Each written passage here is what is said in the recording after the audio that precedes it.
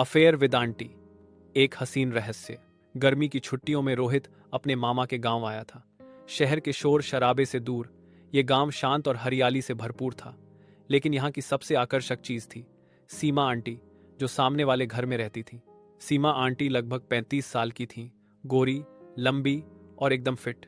उनकी मुस्कान में एक अजीब सा आकर्षण था और उनका रहन सहन शहरी महिलाओं जैसा था। गांव में सब उन्हें इज्जत से देखते थे, लेकिन रोहित की नजरों में उनके लिए कुछ और ही था। एक दिन दोपहर को, जब सब लोग दोपहर की नींद ले रहे थे, सीमा आंटी ने रोहित को अपने घर बुलाया। रोहित, जरा ये कूलर ठीक करवा दो, तुम्हें तो टेक्निकल चीजें आती हैं ना। जी आंटी, कहते हुए रोहित उनके घर गया। कमरे में हल्की रोशनी थी और आंटी ने हल्का सा साड़ी का पल्लू लपेट रखा था।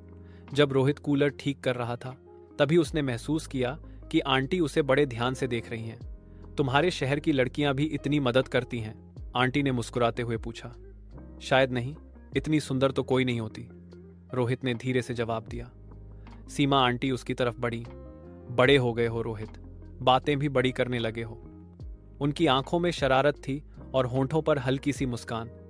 थोड़ी देर की खामोशी के बाद उन्होंने धीरे से उसका हाथ पकड़ा और कहा, कभी कभी अकेलापन बहुत भारी लगता है रोहित, कोई हो जो समझे। रोहित ने भी धीमे से उनका हाथ थाम लिया। उसकी धड़कनें तेज थीं, लेकिन आंटी की गर्म हथेलियों ने उसे सुकून दिया। वो लम्हा कुछ ऐसा था जो शब्दों से नहीं, सिर्फ एहसासों से बयां होता है। सीमा आंटी ने उसके करीब आकर कान में कहा, यह हमारा राज है रोहित, कोई जान नहीं पाएगा। गांव में गर्मी अपने चरम पर थी, लेकिन रोहित और सीमा आंटी के बीच रिश्तों की तपिश उससे भी ज्यादा बढ़ चुकी थी। हर दोपहर का इंतजार अब उन्हें बेसब्री से रहने लगा था। एक दिन जब रोहित आंटी के घर पहुंचा, उन्होंने गेट पर ही उसे खींचकर भीतर कर लिया और दरवाजा बंद कर दिया। आज मैं बहुत अकेली महसूस कर रही हूं रोहित, कोई भी नहीं है घर में, उन्होंने धीमे स्वर में कहा। रोहित ने देखा कि आंटी ने हल्की गुलाबी साड़ी पहन रखी थी, बिना ब्लाउज के, बाल खुले हुए और होठों पर लिपस्टिक की एक नरम लाली। उनके गले से आती खुशबू ने रोहित को मदहोश कर दिया। आंटी ने उसका चेहरा अपने हाथों में लिया। मुझे छूने से पहले डर तो नहीं लगता? डर नहीं, चाहत है। रोहित ने धीरे से उनके होठों पर अपना स्पर्श दिया। वो लम्हे रुकते नहीं थे। हर स्पर्श, हर सांस, हर सिसकी दोनों की हदों को पार कर रही थी। दीवानगी अब काबू में नहीं थी। वो बेडरूम में पहुंचे, जहां आंटी ने पर्दे गिरा दिए। आज मुझे कोई रोक न सके रोहित, सीमा आंटी ने कहा और उसे खुद में समेट लिया। उनका रिश्ता अब सिर्फ शारीरिक नहीं था, उसमें अपनापन भी आ गया था। लेकिन मोहब्बत जितनी गहरी होती है, खतरे भी उतने ही करीब होते हैं। एक शाम रोहित बगीचे में बैठा था, तभी मामा का नौकर हरिया आया और बोला, साहब, मामा जी को कुछ शक हो गया है। वो बोले हैं कि आजकल तुम बहुत इधर उधर घूमे हो। रोहित चौंक गया।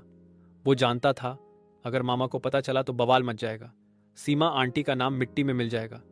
उसने आंटी को जाकर बताया। आंटी थोड़ी देर शांत रहीं, फिर बोली, शायद अब ये कहानी खत्म करनी पड़ेगी रोहित, या फिर किसी को रास्ते से हटाना होगा। रोहित ने उनकी आंखों में देखा, वहां मोहब्बत के साथ अब पागलपन भी था। क्या मतलब आंटी? मतलब ये कि जो हमारे बीच आए वो जिंदा ना रहे। सीमा आंटी की आंखों में उस दिन एक अजीब चमक थी, मोहब्बत में पागलपन की। जब उन्होंने कहा कि जो हमारे बीच आए वो जिंदा ना रहे, रोहित को लगा ये बस गुस्से में कहा गया होगा। लेकिन अगले ही दिन गांव में सनसनी फैल गई। मामा जी लापता थे। पुलिस आई, पूछताछ हुई। गांव के लोग इधर उधर बातें करने लगे, कहीं नदी में तो नहीं गिर गए, या फिर किसी ने। सवाल हवा में थे, लेकिन जवाब कहीं नहीं थे। रोहित अंदर से हिल गया। उसने सीधा जाकर सीमा आंटी से पूछा, आंटी, आपने कुछ किया है क्या? सीमा आंटी ने उसकी आंखों में देखा और बस इतना कहा, तुम्हारे लिए कुछ भी कर सकती हूं रोहित, अब कोई नहीं रोकेगा हमें। रोहित समझ गया कि यह मोहब्बत अब एक क्राइम बन चुकी है। उसके दिल में तूफान था। एक तरफ प्यार था, दूसरी तरफ अपराध का बोझ। अगले कुछ दिन बहुत भारी थे। पुलिस हर किसी से पूछताछ कर रही थी। एक रात जब रोहित आंटी के घर पहुंचा, वो पूरी तरह सजी हुई थी, नीली साड़ी में, लाल बिंदी, खुले बाल और शराब के गिलास के साथ। अब हम सिर्फ अपने हैं रोहित, सारा गांव सो रहा है, पर मेरी आग अब जाग रही है, उन्होंने कहा और उसे पास खींच लिया। उनके बीच की वह रात सबसे दीवानी थी। जिस्म और आत्मा दोनों ने एक दूसरे में खुद को डुबो दिया। लेकिन सुबह दरवाजे पर दस्तक हुई। पुलिस।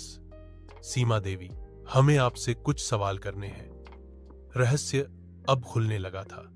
पुलिस को गांव की नदी किनारे मामा का मोबाइल और चप्पल मिली थी और अब शक की सुई सीधा सीमा आंटी और रोहित की ओर थी। क्या तुमने सच में मामा को मार डाला? रोहित ने कांपते हुए पूछा। सीमा आंटी मुस्कुराईं। मोहब्बत के लिए मैंने सिर्फ एक रुकावट हटाई है। अब रोहित के पास दो रास्ते थे, आंटी का साथ दे और इस राज को दफना दे, और या पुलिस को सब सच बता दे। पुलिस घर के बाहर खड़ी थी। सीमा आंटी अब भी बेफिक्र थीं, जैसे उन्हें कोई डर नहीं था। लेकिन रोहित की हालत खराब थी, पसीना, घबराहट और एक भारी अपराध बोध। सीमा आंटी, हमें थाने चलना होगा, पुलिस ने सख्ती से कहा। सीमा मुस्कुराई, अपना पल्लू ठीक किया और बोली, चलो, लेकिन ध्यान रखना, मैं अकेली नहीं हूं, मेरे साथ रोहित भी था। रोहित चौंक गया। ये आप क्या कह रही हैं आंटी? तुम भी शामिल थे इस मोहब्बत में, तो सजा भी साथ मिलेगी। अब रोहित समझ गया, आंटी उसे भी अपने साथ डुबो देना चाहती थी। प्यार अब एक खूनी जाल बन चुका था, जिसमें वह फंस चुका था। थाने में पूछताछ शुरू हुई। पुलिस को नदी किनारे एक गवाह मिल चुका था। एक चरवाहे लड़के ने देखा था कि मामा और सीमा आंटी आखिरी बार बहस करते हुए दिखे थे। साथ ही मोबाइल लोकेशन से भी पता चल चुका था कि रोहित उसी वक्त वहां मौजूद था। अब बचने की कोई गुंजाइश नहीं थी। सीमा आंटी ने बयान दिया, मैंने नहीं मारा, रोहित ने मारा, मैंने तो बस प्यार किया। रोहित फूट पड़ा, नहीं, ये सब आंटी की साजिश थी। उन्होंने मुझे फंसाया। वो चाहती थी कि मैं सब कुछ छोड़ दूं और उनके साथ भाग जाऊं। अब दोनों एक दूसरे पर इल्जाम लगा रहे थे। मोहब्बत जो कभी बहुत हसीन थी, अब गुनाह और धोखे में बदल चुकी थी। पुलिस ने केस कोर्ट में पहुंचा दिया। महीनों चले मुकदमे के बाद सीमा आंटी को उम्र कैद की सजा हुई और रोहित को सबूतों के अभाव में रिहा कर दिया गया। लेकिन समाज ने उसे कभी माफ नहीं किया। वो गांव छोड़कर शहर चला गया, लेकिन हर रात जब भी आईना देखता, उसे अपना अतीत झांकता दिखता। एक खूबसूरत चेहरा, मोहब्बत से भरा, लेकिन आंखों में खून और जुनून की लकीरें।